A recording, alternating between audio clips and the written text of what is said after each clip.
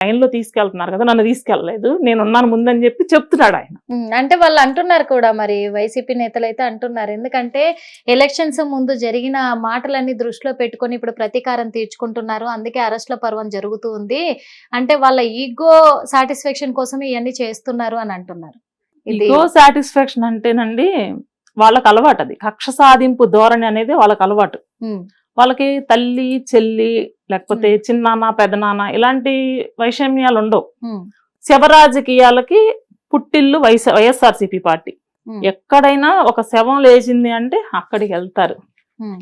ఏమండి ఎలా చనిపోయారు, బాగా చనిపోయారు, మురళీ నాయక్ ఇంటికి ఎక్కడైనా సరే, ఒక మురళీ నాయక్ గారి ఇల్లే కాదండి, ఎక్కడ ఎవరైనా మనం విషాద సంఘటన జరిగినప్పుడు పరామర్శించే అంటే ఒక ఓదార్పు కావాలి ఆ కుటుంబానికి. ఒక అన్న వచ్చాడనో లేకపోతే ఆత్మీయులు వచ్చారన్నటువంటి భరోసా కలగాలి.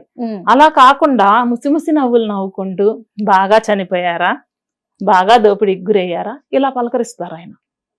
దానిలోనే మనం అక్కడ సంస్కారం ఏంటనేది అర్థం అవుతుంది. పవన్ కళ్యాణ్ గారు అధికారంలో లేనప్పుడు కూడా, ఇప్పుడు అధికారం వచ్చి ఉండొచ్చు, ఈ 10 సంవత్సరాల్లో ఎప్పుడు అధికారం లేదు కదండి, కనీసం వార్డు మెంబర్ కూడా లేరు మాకు గెలిచినటువంటి ఒక ఎమ్మెల్యేని కూడా వాళ్ళే లాక్కున్నారు. అయినా కూడా ఎక్కడా తగ్గలేదు ఆయన. ప్రజాసేవలో తగ్గలేదు, ప్రతిపక్షాన్ని ప్రశ్నించడంలో తగ్గలేదు. ఇవాళ ప్రతిపక్ష హోదా అని మీరు అంటున్నారు, వాళ్ళకి ప్రతిపక్ష హోదా లేదు, బట్ ప్రశ్నించే హోదాలో వాళ్ళు ఉన్నారు. ఎందుకు ప్రశ్నించలేకపోతున్నారు? వాళ్ళు ప్రశ్నించే అవకాశం లేకుండా కూటమి వాళ్ళ పరిపాలన చేస్తుంది. అలాంటప్పుడు ఇంకా వాళ్ళు విమర్శించడానికి ఏముంటదండి? అది నిజమే కావచ్చు, కూటమి ప్రభుత్వం ఈ రోజున పరిపాలన చేస్తుంది అని చెప్పేసి అభివృద్ధి కార్యక్రమాలు కూడా ముందుబడి చేస్తున్నారని మీరు చెప్తున్నారు, కరెక్టే. కాకపోతే ఈ కూటమి ప్రభుత్వం లేకపోయినుంటే మళ్ళీ జనసేన ఒక్క సీటు కూడా గెలిచేది కాదు, కూటమి అండతోనే గెలిచింది, ముఖ్యంగా కేంద్రం అండతో గెలిచింది అని చెప్పేసి కూడా వాళ్ళు వ్యాఖ్యలు చేస్తూ ఉన్నారు.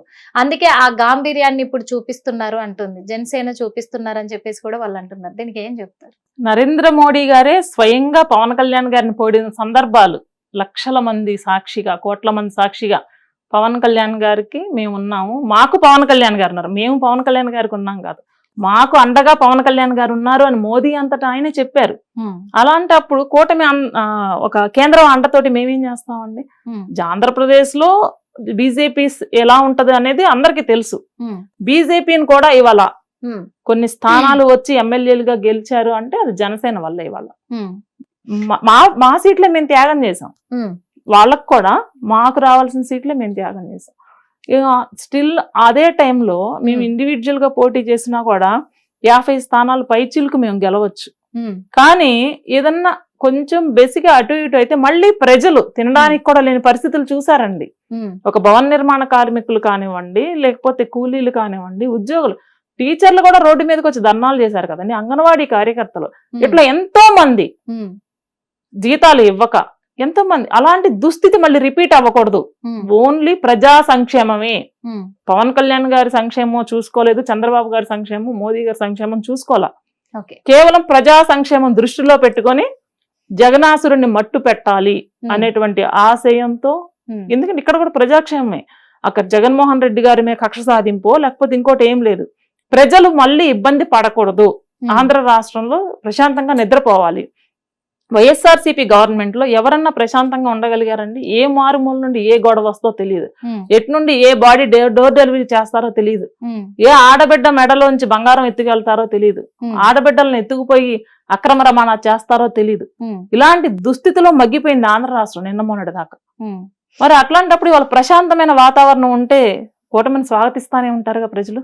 అదైతే నిజమే, కానీ కొన్ని వ్యాఖ్యలు కూడా వినిపిస్తూ ఉన్నాయి. ఏమని అంటే కొంతమంది సోషల్ మీడియాలో కామెంట్లు పెడుతూ ఉన్నారు. ఏమని పెడుతున్నారంటే, ఇప్పుడు ఏపీ ప్రభుత్వము కూటమి ప్రభుత్వం ఏర్పడిన తర్వాత వరుసగా ప్రమాదాలు జరుగుతున్నాయి.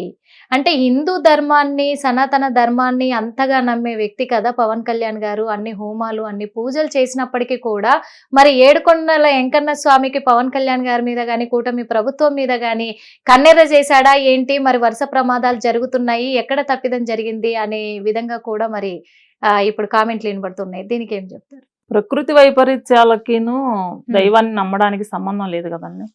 హిందూ దేశంలో పుట్టి సనాతన ధర్మాన్ని గౌరవించడం అనేది ప్రతి ఒక్కరికి కూడా అల్టిమేట్ గా ఇదే కామెంట్ రోజా కూడా చేశారు. మరి ఏమనంటే ఆ ఏడుకొండల వెంకన్న స్వామికే నచ్చలేదు ఈ కూటమి ప్రభుత్వము. వైఎస్ఆర్సీపీ ఉన్నప్పుడు ప్రభుత్వం ఉన్నప్పుడు జగనన్న ప్రభుత్వం ఉన్నప్పుడు ఆ ఏడుకొండల స్వామి తలంబ్రాలు అందుకున్నాడు ఆయన చేతుల మీదుగా, వీళ్ళని ఎలా స్వాగతిస్తాడు, అందుకే వరుస ప్రమాదాలు చూపిస్తూనే ఉన్నాడు అని చెప్పేసి కొన్ని కామెంట్లు కూడా అంతకంటే దారుణమైనవి చేశారు. కానీ ఏడుకొండల వెంకటేశ్వర స్వామి తోటి చంద్రబాబు గారు పవన్ కళ్యాణ్ గారి కన్నా ఎక్కువ పరిచయం జగన్మోహన్ రెడ్డి గారికే ఉందండి. అది నేరుగా నేను మాట్లాడను. ఎందుకంటే చావు పుట్టుకలు అనేవి ఎవరు మనం సృష్టించే కాదు, అది భగవంతుని నిర్ణయం. అంతేగాని భగవంతుణ్ణి అడ్డం పెట్టుకుని రాజకీయాలు చేయాలనుకోవటం రోజా గారి అమాయకత్వం అంటా నేను. ఎందుకంటే మరి మేము కూడా అనొచ్చు కదా, ఏడుకొండల వెంకటేశ్వర స్వామి గారిని విమర్శించటం వల్ల ఆ రోజు ఆ సంఘటనలు జరిగినాయి అని చెప్పి మేము కూడా అనొచ్చు కదా. కానీ మాకు అలాంటి వ్యక్తిత్వం లేదు, అలా ఎదుటి వాళ్ళని కించపరిచి మాట్లాడేటువంటి స్వభావం మాకు లేదు. అందువలన మాత్రమే మేము సహనంగా ఉన్నాం. లేకపోతే ఆ అధికార మదంతో రోజా గారు మాట్లాడిన మాట్లాడికి జనసేన వీర మహిళలు పబ్లిక్ లో దొరుకుంటే ఖచ్చితంగా కొట్టేవారండి. అదే ఇప్పుడు ఆవిడ ఎన్నో మాటలు మాట్లాడారు. పవన్ కళ్యాణ్ గారి భార్యను కానివ్వండి, పవన్ కళ్యాణ్ గారిని కానివ్వండి, ఆమె ప్రేమలో హైలైట్ అవ్వడం కోసం ఇష్టం వచ్చినట్టు మాట్లాడారు. ఇప్పుడు మాట్లాడమనండి వచ్చి. అయితే కొన్ని కామెంట్లు కూడా అప్పటి నుంచి కూడా చేస్తూ వస్తూ ఉన్నారు మరి రోజా గారు అయితే. ఎందుకంటే ఏమనంటే సినిమా డైలాగులు కొట్టే వాళ్ళు ఇక్కడ రాజకీయంలో పనికిరారు అని చెప్పేసి కామెంట్లు చేస్తూ రావడం జరిగింది.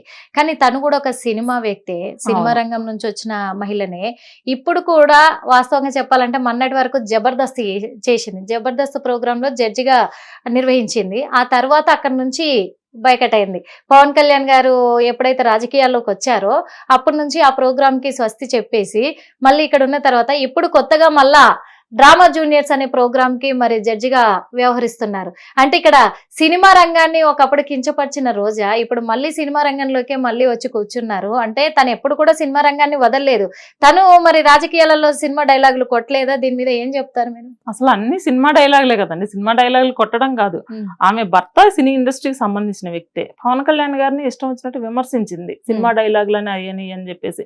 జబర్దస్త్ ప్రోగ్రాముల్లో వ్యంగ్యంగా కింద మాట్లాడుకోకూడదు అనమాట. అలాంటి డ్రెస్ సెన్స్ తోటి మహిళలు కూడా చూడలేనటువంటి డ్రెస్ సెన్స్ తోటి ప్రవర్తించి, అది సినిమా, దాన్ని మేము కూడా కాదను, అది ఆవిడ పర్సనల్ లైఫ్. అలాంటి పర్సనల్ లైఫ్ ఒక సినిమా, ఒక అన్నం పెట్టినటువంటి అన్నపూర్ణ లాంటి ఇండస్ట్రీని అవమానించింది ఆమె, పవన్ కళ్యాణ్ గారిని అడ్డు పెట్టుకొని. ఈయన భుజం మించి ఇండస్ట్రీని మొత్తాన్ని గన్ పెట్టి పేల్చి అవమానించింది. అది ఇండస్ట్రీ మొత్తం తీసుకొని ఉంటే ఇవాళ రోజా అనే ఆమెకి ఇవాళ ఇండస్ట్రీలో ప్లేస్ ఉండదు. వాళ్ళు తీసుకోలేదు కాబట్టి ఎవరినో పవన్ కళ్యాణ్ కదా అన్నారు, మనల్ని కాదు కదా అన్నట్టు నిమ్మక నీరెత్తినట్టు కొంతమంది వదిలిపెట్టి ఊరుకున్నారు. ఆమె ఈ రోజు మళ్ళీ దిక్కులేని పరిస్థితుల్లో ఆ ఇండస్ట్రీయే ఇవాళ మళ్ళీ ఆమెకి భిక్షం పెట్టే పరిస్థితి అయింది.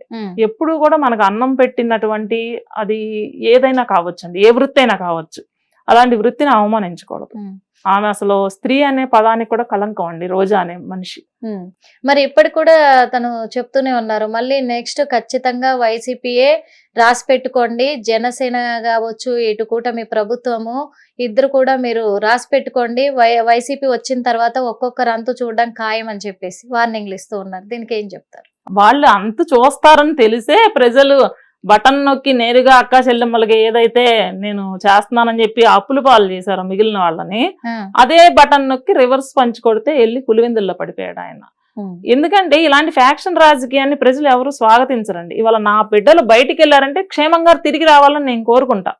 ఎటు వెళ్తే ఏ గొడవలు జరుగుతాయో, ఎవరు నరుక్కుంటారో, ఎవరు కొట్టుకొని చేస్తారో అని చెప్పి బిక్కు బిక్కుమంటూ బతికేటువంటి పరిస్థితిని మళ్ళీ అయితే ఆంధ్ర రాష్ట్ర ప్రజలు తెచ్చుకోరని నేను అనుకుంటున్నాను. ఆ జగన్మోహన్ రెడ్డి గారికి ఇప్పుడు కాదండి, ఒక 15-20 సంవత్సరాల తర్వాత కూడా వైఎస్ఆర్సీపీకి అలాంటి అవకాశం ఇవ్వరు. నేనైతే ఛాలెంజ్ చేస్తున్నానండి, ఈవెన్ ఒక సంవత్సరం లోపే స్థానిక సంస్థల ఎన్నికలు వస్తాయి, మీ దమ్మేంటో మీరు చెప్తున్నారు కదా. వైనాట్ 175 అన్న దగ్గర నుండి 11, నేనైతే సింగిల్ డిజిట్సే లెక్క పెట్టాను, సింగిల్ డిజిటే రావాలనుకున్నాను. కాకపోతే దేవుడు వాళ్ళకి కనికరించి 11 ఇచ్చాడు.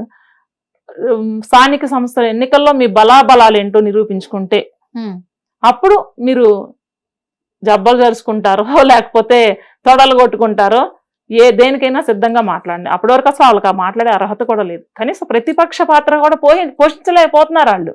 ప్రజల పక్షాన వినిపించండి, సరే కూటమి చేయలేకపోతుందని చెప్తున్నారు, ఏం చేయలేదు ఎందుకు చెప్పట్లేదండి? ఉమ్, చెప్పాలి కదా. ఉమ్. అసలు ఇంకొక విషయం కూడా ఏంటంటే ఇది నిజమే చెప్పాలి, అంత బానే ఉంది. కాకపోతే ఇప్పుడు అందరికీ ఒక క్వశ్చన్ మెదులుతూ ఉంది మైండ్ లో. ఏమనంటే అది వైసీపీ నేతలకు కూడా అనుకోవచ్చు.